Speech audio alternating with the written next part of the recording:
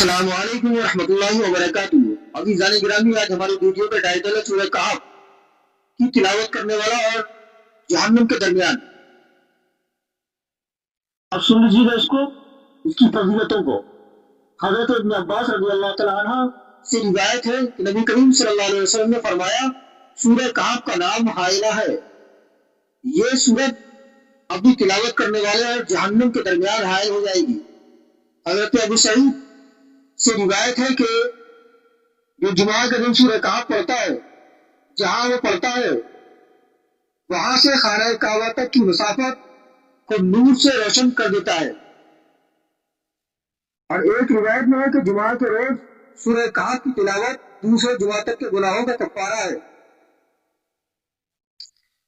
حضور نے فرمایا، جس کے گھر میں سورہ کہف پڑھی جاتی ہے اس میں رات کو شیطان داخل نہیں ہوتے۔